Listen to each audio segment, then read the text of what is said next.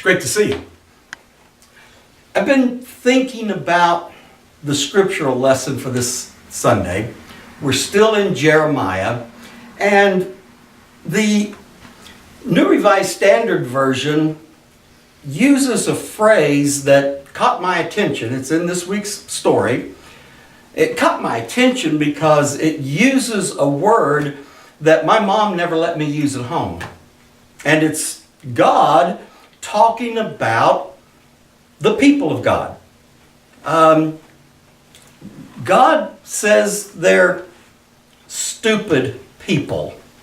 I wasn't allowed to call people stupid when I was growing up. That'd get me in all kinds of trouble. So I thought, well, let me get out my Hebrew English because I struggle with working with Hebrew. I don't know Hebrew, so I go to some resources to help me. And this is kind of a more literal or direct interpretation of the word. And so I went to Jeremiah and I went to chapter 4.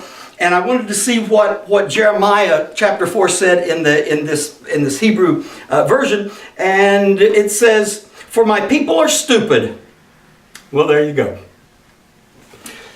This is actually a great story.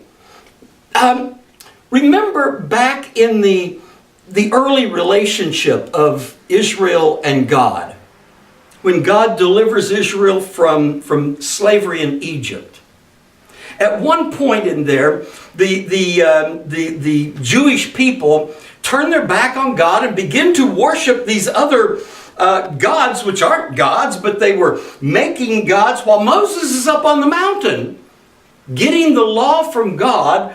They start worshiping other gods, and God looks at Moses and God says, "Your people are behaving horrendously." I thought that was interesting. God's talking to Moses and God says, "Your people." Moses, your people. By the time we get to Jeremiah, though, several generations have passed from those early relationship building days between the nation Israel and God. The nation Israel is still not behaving any better. But this caught my eye in this very story.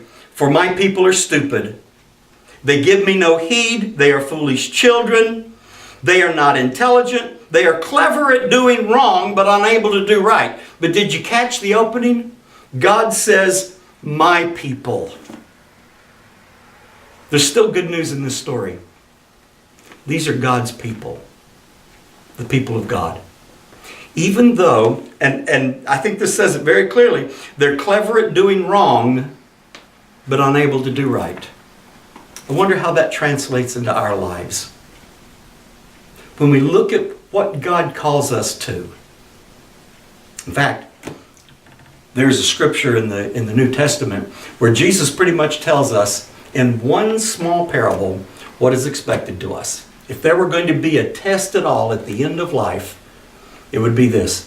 Did you feed the hungry? Did you give water to those that were thirsty?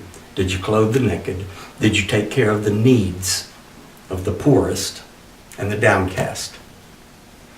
We know what God expects. What kind of people are we? We're going to talk about that Sunday. Can't wait to share that with you. We'll see you Sunday.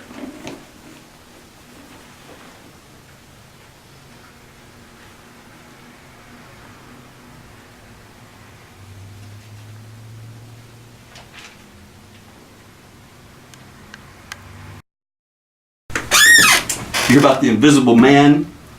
He married the invisible woman. So you got the invisible man, he married the invisible woman. And from what I understand, the kids aren't much to look at either.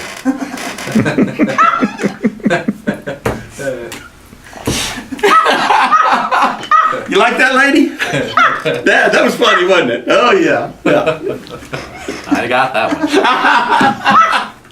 one. We'll see you Sunday.